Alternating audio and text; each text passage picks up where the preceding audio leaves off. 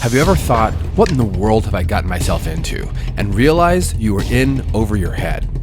When we set out to make and publish a new long-distance overland route across Oregon, we had no idea what we were getting ourselves into. Our first attempt was thwarted by snow, closed roads, and limited time, but we were determined to finish what we started.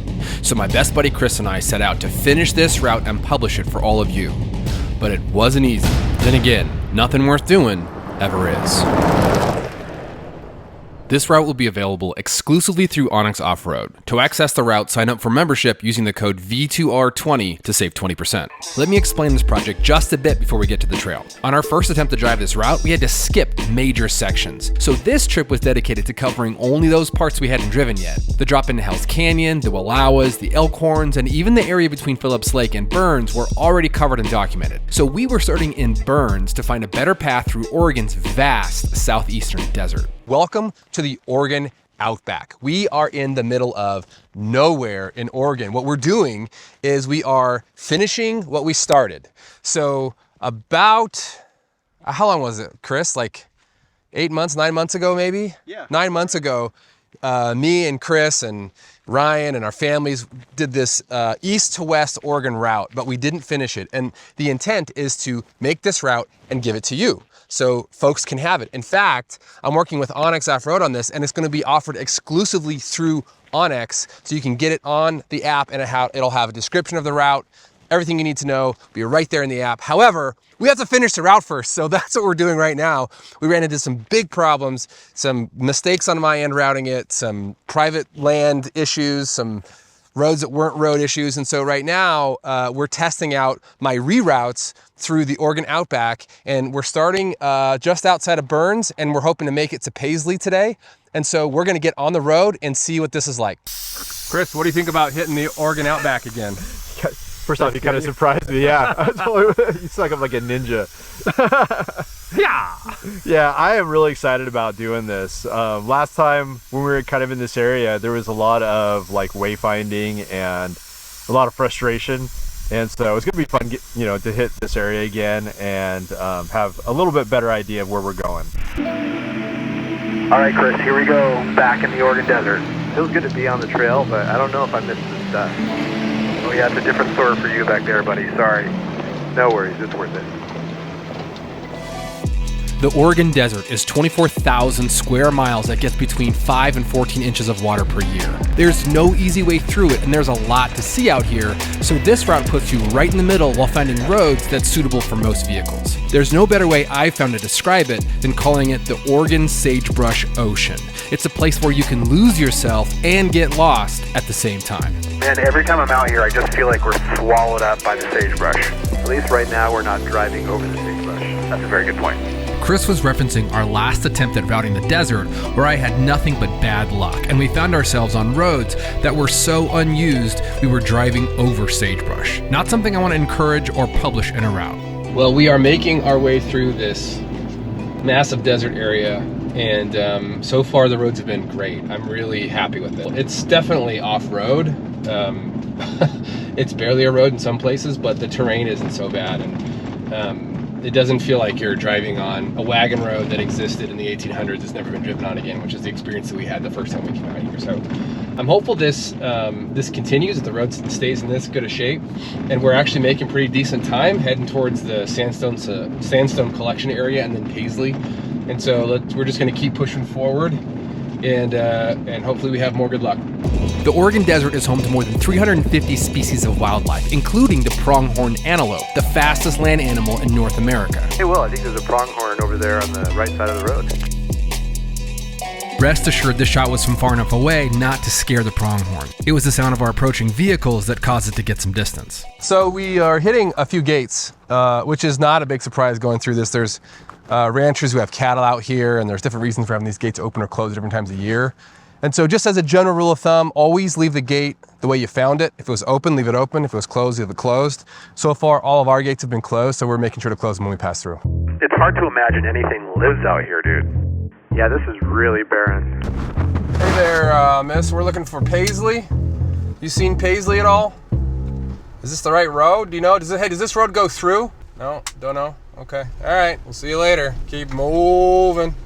Hey, Will, Hello, are you talking to the cattle again? I'm hoping one of these days they'll actually give me some good directions.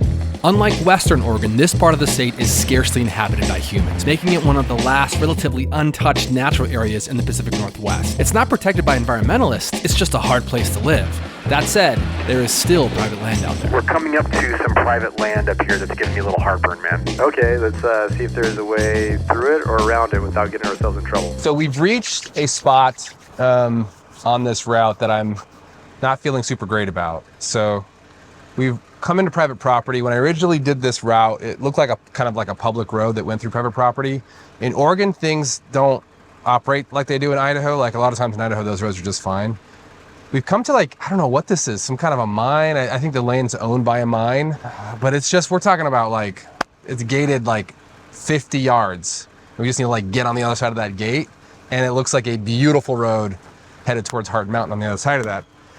But since we're making this route for other people to drive, I don't want to take any risks that way. And so there's another route. I did an alternate route that comes back over this mountain here that we might try to just backtrack to and find our way through. The problem is it's kind of all fenced. And so we got to figure out where these roads cross the fence and if those fences or if the gates are locked or if they're open. So a little bit of wayfinding right now. Let's go hopefully find our way through this without getting shot at or trespassing, and still making it over to the Sunstone collection area. Well, we made it through the private land fiasco. Ultimately, I realized that we were actually on Oregon state land. I was just looking at the wrong box in Onyx. It is a public road. It's an access road. There's no way in or out. And so I feel pretty comfortable about driving through those couple gates that we drove through. Clearly they're like very well driven roads. Like all of those things kind of add up. But now we're back in public land, and we are hopefully scooting through this Dry Creek Valley, and we'll come out the other side near Hart Mountain. The roads are steadily improving, so I'm hoping that we'll make some good time and be able to get to Paisley at a reasonable hour. So it looks like things are turning in our favor. I always say that something goes wrong, but let's hope this luck continues. Chris, it looks like there's a nasty little hill climb up there. I can't even tell if the road goes all the way through. Are you sure this is the route? Yeah, the map says it goes up and over that hill, but it's hard to see from here. Is it me, or does that look really steep, man? It looks gnarly, and that road is in really bad shape, too. Hey, Chris, do you wanna wait down here and have me go up first? I think that's a good idea. I'm gonna hang back at the bottom here in case something happens. Yeah, this is pretty steep, dude. I'm in 4 low. Guessing that your view is nothing but sky and sagebrush. This hill is much more daunting than the cameras convey, and about halfway up, Chris started having an issue with his Jeep's transmission. Hey, Will, I think I got a little issue here. Oh, what's going on? The transmission is kicked out of drive. That's not good, man. Yeah, I'm just gonna pop it back in and drive and just go for it. All right, let's just make a run for some flat ground. Keep your fingers crossed my transmission's okay.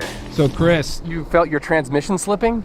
Yeah, I was going up and I could just feel something kind of change, and all of a sudden I wasn't going forward anymore, and so I hit the brake real fast because it started to kind of, I don't know if it was going to roll backwards or what, but stuck it in park, put it back into drive, and drove, I don't know, probably like another 20 feet or so, and then it did the same thing again. And it was on another really steep part. Actually, we hadn't really left the steep part.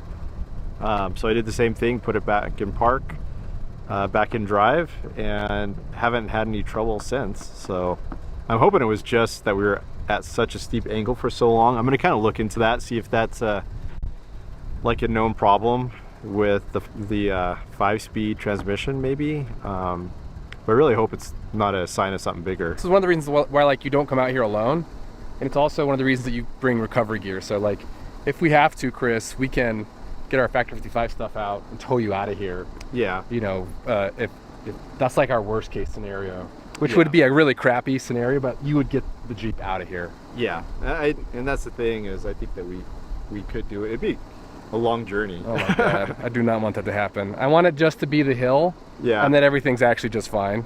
Exactly. So let's hope for that. Yeah. Just ignore it, and it'll go away.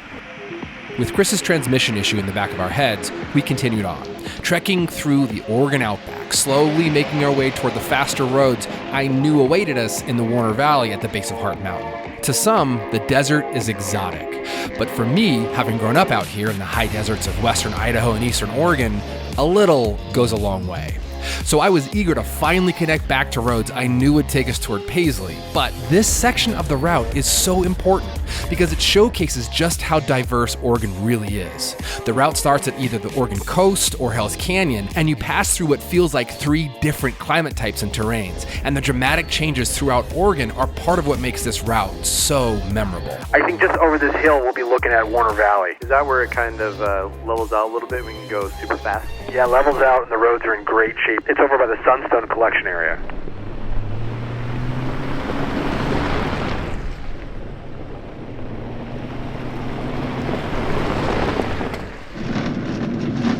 Woo-hoo-hoo-hoo-hoo! We made it. We made it back down to valley that's underneath Hart Mountain.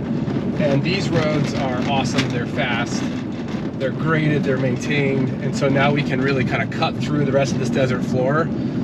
We've mapped this part already. This part's already part of the route, so I don't need to like wayfind through it. We just need to cut through, make it to Paisley, and then start again. The good news is I finally found a route through that desert that connects back to the Sunstone collection area, and I'm super stoked about it. Yeah. On to the next.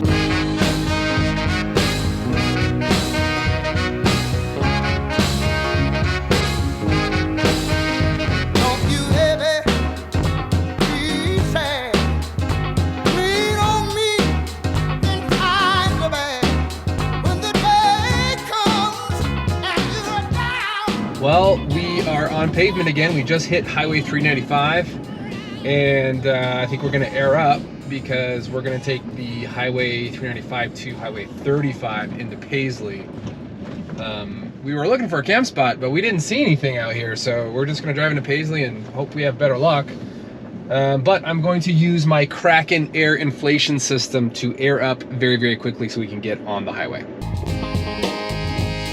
A defining feature of this area is that all the rivers flow inward to lakes and basins. None of that water reaches the sea. On the way toward Paisley, we skirted along Lake Albert. This lake is 65 square miles and has an average depth of only 5 feet. Its hypersalinity is suitable for only a few species of flies and brine shrimp, which provide a vital foodstuff for migratory birds. But with no upstream water rights, the species that call Lake Albert home are under constant threats during drought years. Chris, my map is showing a little teeny tiny dry spot out here in the sagebrush. Like a mini, like a playa? Yes, it looks like a mini Albert desert. Okay, yeah, we gotta check that out.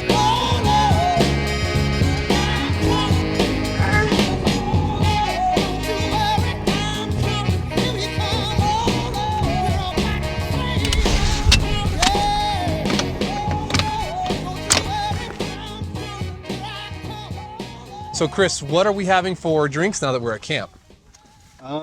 Well, it's been kind of warm weather, and so we're actually going to be having a staple from the Basque Country, the calimocho. What is a calimocho, for those who don't know? So it is red wine and Coke over ice, or Pepsi. It's funny, like people seem to either say it's Coke or Pepsi, and it's a hill that they want to die on. I like it with Coke. Are you going to die on that hill? No. Is it good with Pepsi? I don't know. I don't really drink soft drinks. People who drink Pepsi are terrible people. So they are. Yeah, they're the worst kind of people. Especially the calimocho Pepsians. Oh, geez, yeah. So Chris is making the calimochos, and I'm supplying the ice because I have this Iceco Alp 55, I think is what it's called, which is a really bomber-looking fridge. It is destroyed with dust at the moment, but it's a true dual zone. So I have ice cubes that I have brought on this trip that we are going to be putting into our calimochos. From Dusty Fingers for you, one not full ice cube, but close enough. Dusty Fingers for me. Let's get to mixing. Okay. So how much of what do you put in? So this is real complicated. I always got to be careful. These Yetis, or these like, camp cups, like I always tend to overdo it. Yeah. So it's half that, and then because I'm being health conscious, Coke Zero. Coke Zero. Hey, I like Coke Zero. Yeah, when you get to be our age, you have to stop with all the sugar. I know. Yeah, I'm sweet enough. Yeah, you are. So half It's half and half. Half and half. All right, cheers. Cheers. Here's to putting in 180 off-road miles today, rerouting the American Overlander Oregon route. Yeah, 180 very dusty miles. Very dusty. I don't care where you're from. That's good. Yes, That's this is. delicious. So I can't speak to like the Basque culture as a whole, but if this is the only thing that they leave behind, then they are one of the greatest civilizations to ever grace. You just offended a whole like group of people, I'm sure. But I agree. Yeah. Instead of camp chairs, we just sat on the tailgate of Trip and hung out. This was kind of a work trip for us, but sitting there on this little dry pond, looking at the mountains, it felt like vacation, at least for a moment. My son turned the car duster into a superhero weapon, as all good 9-year-old boys should, and Chris and I took a breath and took a little time before starting in on dinner for the night. All right, we're having USDA choice beef loin T-bone steak tonight. I believe this is on clearance, so if we don't eat it tonight, we're not eating it. This is what's going on the grill. So tonight is the inaugural camp use of this Max Bushcraft chef's knife. So we're going to, oh yes, it's very good for slicing saran wrap. Eat me.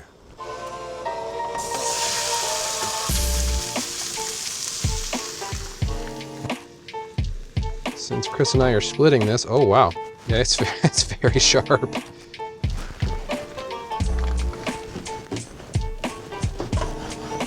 Let's see how this steak is. Oh, it's nice and medium rare. So good. That's a great way to end the day on the trail. Bourbon next. Ooh, yes. Well, I think we're just gonna hang out on the tailgate and have a bourbon or two, maybe finish these Cali Mojos, have a bourbon or two, and call it a night. It was a long day today, and tomorrow I think might be a long day too. Yeah, so we're hitting Paisley, and what do you think the goal is for tomorrow? Like Diamond Lake?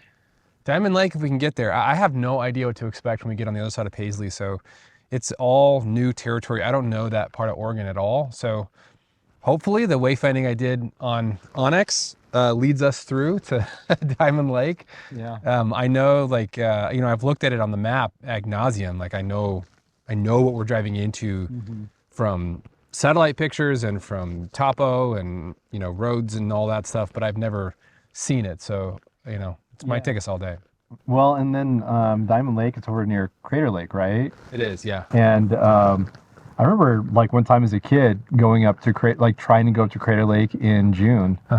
And it was closed because of so much snow. Yeah, there's snow up there now. The snow layers say that there's snow up there now. So I don't know what we're gonna run into. Want to do some snow wheeling? Yeah, I mean, I'll do it. Yeah, that's like let's roll, dude. Yeah, could be a lot of fun. Yeah. So anyway, good night to you all. We'll see you in the morning as we pick this route up. Cheers. Cheers.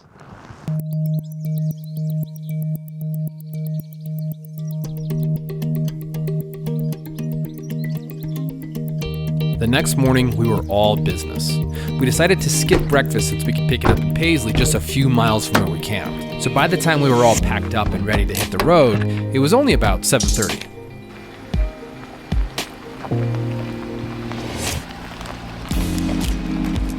All right, I think Paisley's just maybe 20 miles up the road from here. Gotta tell you, I love that little place. Me too. It's just like such a classic community-driven town. I wonder if that general store is open. I hope so. I want some breakfast burritos. Yes.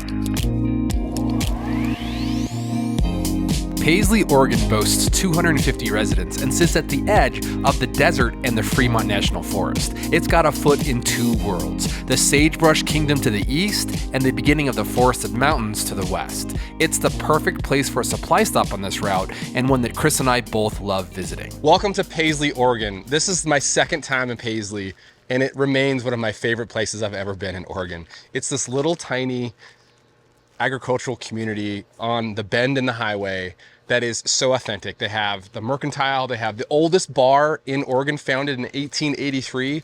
They have a little mechanical shop and a gas station, and it's just a picturesque rural Oregon town. I love it here. However, we have a problem.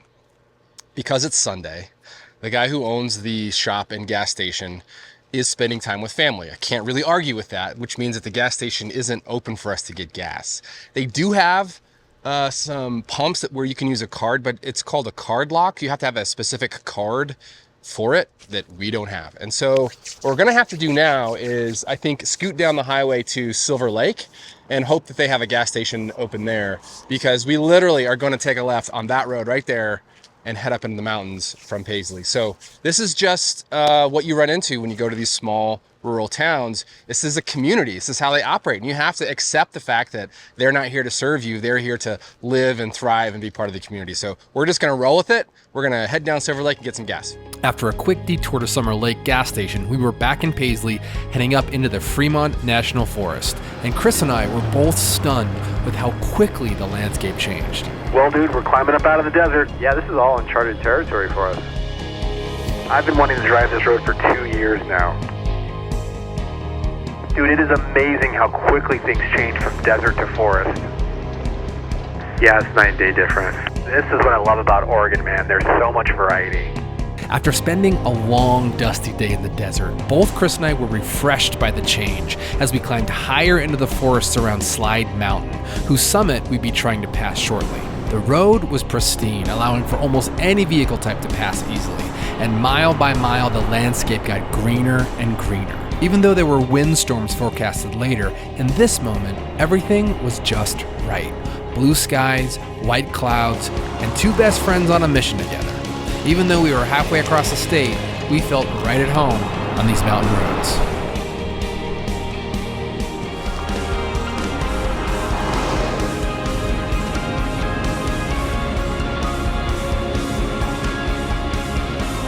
I'm dodging a few cows here.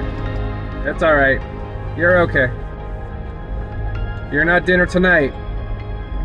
Unless you run in front of my Jeep. Don't run in front of the Jeep. Anyway, and I keep getting wind advisories popping up on my GPS on my Jeep. It's saying that from 11 p.m. to 5 a.m. tonight in Lake County, which is where we are at the moment, there's a wind advisory, then there's going to be up to 50 mile an hour gusts. If we're staying in the forest tonight and that wind's coming through, we might be in some danger of downed trees from those winds. And so we're just thinking about that, trying to stay careful as we make our way through. I don't know how far we're going to get. I don't know if we'll still be in Lake County. I have some hope that we'll like outrun the wind and be somewhere else and it won't bother us tonight, but we're going to be extra careful nonetheless. The route I had planned took us up and over Slide Mountain, a roughly 7.5 mile section that climbed to 7,700 feet. However, when we got there, it was much more interesting than I thought it would be. Chris, I don't know about this road, man. There are trees down everywhere. All these snags sticking up everywhere. I feel almost like I'm in a Tim Burton film. Yeah, it's either Tim Burton or Lord of the Rings up here. The 2018 Watson Creek fire burned almost 60,000 acres and took over 650 firefighters with 16 crews, 45 engines, and 4 helicopters to contain. It came within 6 miles of Paisley, and we were driving through the aftermath. We got a few down trees, but I think we can just drive around them. Here's one I'm going to get out and move. The fire was caused by a UTV that didn't bring an extinguisher with them. It's so strange how there's these little pockets of green trees. I know, I don't know how these guys survived. Got a few more down trees. I think I can just move them myself though, Chris. It just goes to show how quickly things can change if you're not careful and prepared. Okay, well, we've been driving this ridge and moving a couple trees. We haven't had to use a chainsaw or anything because they're all just dead trees where they're really light. But the trail ahead is covered in hundreds of trees and it doesn't look to get any better. It's really disappointing because this would be a phenomenal drive, especially in the summer when it's a little bit warmer, it's not so windy and cold. But we're just gonna have to reroute, go back down and find another way through this ridge to connect back to the route and hopefully make our way towards Diamond Lake. But I'm glad we came up here. I wish this were the route. We'll find something just as good. So we headed back down the mountain in search of a way around.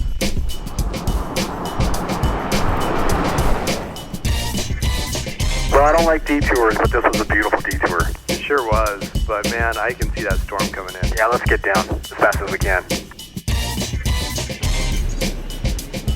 What you're not seeing here is that we discovered Oregon paves many of its forest roads, so I started rerouting as much as I could to keep on dirt, which led us to some really cool side roads. All right, Chris, there's a couple less traveled roads I want to try to weave into this route. Let's go check them out. How you doing, Chris? Doing okay. So doing a lot of wayfinding today, which, I don't know, it's kind of fun, to be honest. It is. It's nice to get off the paved roads a little bit. Yeah, because, I mean, a lot of this, like, at least for me, like, overlanding started by just driving past a lot of roads like this and saying, I wonder where that goes. That's exactly what we're doing today. That's exactly what we're doing. So that's so awesome. Kind of getting back to the roots. Yep.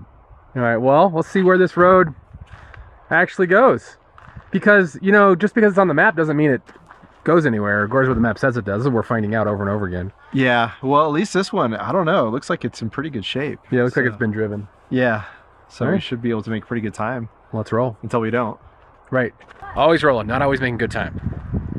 These side roads were a nice change of pace and scenery from the paved forest roads we were on. They were rough, but not technical. I'm so glad we're exploring these roads, man. This feels like a totally different part of the woods. Yeah, this is what it's all about right here. Oh, looks like we got some trees down, and these might need a chainsaw, Chris. Yes. So we have come up to a pretty significant down tree. Up to this point, I've been able to just kind of like throw them to the side of the road. But this one's big enough, we're gonna have to use the chainsaw and clear these 2 trees.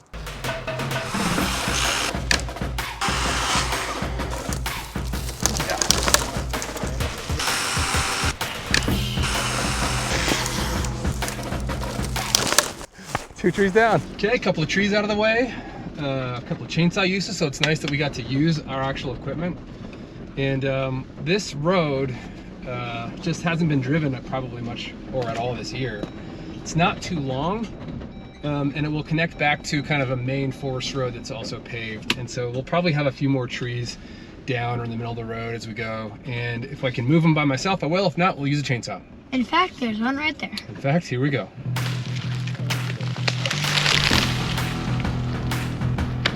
Let's go. No problem.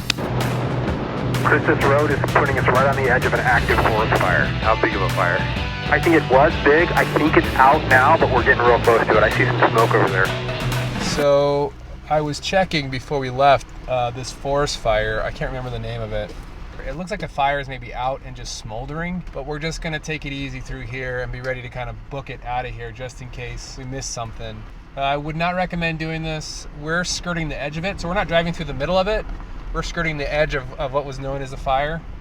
And clearly the roads are open, but I see smoke over there, which doesn't make me super happy, so we're just gonna keep an eye on all this. Hey, why don't we just pick up the pace and get past this fire as soon as we can? Sounds good to me. The good news here is that the roads were easy and we were able to scoot by the smoldering fire with no issues whatsoever. The weather had also turned into a light rain, which boosted our confidence for squeezing through. And before long, we were looking at green meadows and no smoke to be seen anywhere. Feeling good about these roads, man. I think we're gonna make it. Yeah, we're making great time. It had been another long day driving, and we weren't done yet, but I was feeling good that we'd put together a really fun route through this part of Oregon. Whew, okay, we got the Paisley section done. It was amazing. Now, routing it, there was a few issues. We had to backtrack a little bit because we didn't anticipate so many trees on the roads, and there was a little bit too much pavement for me in parts, so I tried to add some dirt sections to it. And in the end, I am super happy with it. I think it has a little bit of everything. I cannot wait to share it with you. So I'm just really, really excited. Now we are on our way to Diamond Lake. We're gonna try to get there. I don't know, I feel like we're in somebody's driveway at the moment. But if this road pulls through, we'll be getting to Diamond Lake mostly on dirt roads as well. So let's see what Diamond's Lake is like. I've never been there, heard good things, never been there. Let's go see. Do you think there's gonna be any snow? With this weather, who knows how much is rain and how much is snow? Ooh, this could be interesting. Diamond Lake greeted us with clouds and rain, and everything was soaked. What do you think? Should we camp on the pavement just so we don't get muddy? You know, I think that's a great idea. There was no snow that we could see, but we knew tomorrow might be a challenge as we gained elevation and entered the Cascade Mountains. For now, though, these two high desert boys from Idaho enjoyed the change of weather. Well, to a certain extent anyway. We wound up setting up camp on an asphalt corner and used the leftovers as leveling blocks. Then, we beeline for our tents to try and stay dry for the rest of the night. Okay, well, we're just gonna call it a night. We're up in the tent. It's super rainy and very wet outside. It wasn't really, appealing to deploy the awnings and try to make a night of it or anything. We're not like staying in a super nice place. We're not like, there's nothing to really enjoy tonight. The enjoyment came from getting the route done today and seeing all of that beautiful countryside that we saw today. And so we're just going to hole up in our tents. It's a little early, but it's not too early. It's probably like, I don't know, is it 7 o'clock? It's 8:17. Oh, okay, so it's 8:17, so it's actually later than I thought it was. Em and I are going to watch a movie. We're just going to hang out, right, Em? Yep. We're going to watch a movie? Totally. Because we have this Ironman 4x4 tent that has a clear pocket that we can put the iPad in, and we'll just do like a guy's night, watching a movie, having snacks for dinner because we're not really cooking tonight. And I think it's going to be great. So in a second here, I'll give Chris a cheers. We'll say goodnight, and that'll be it. So see you in the morning. Cheers, Chris. To a rainy day in Oregon at Diamond Lake, and to finding our way from Paisley to Diamond Lake on all dirt roads. All right. Good night, sir. Good night, guys. Cheers. Bye. But as we dozed off to sleep, we could never imagine what Oregon had waiting for us the next day.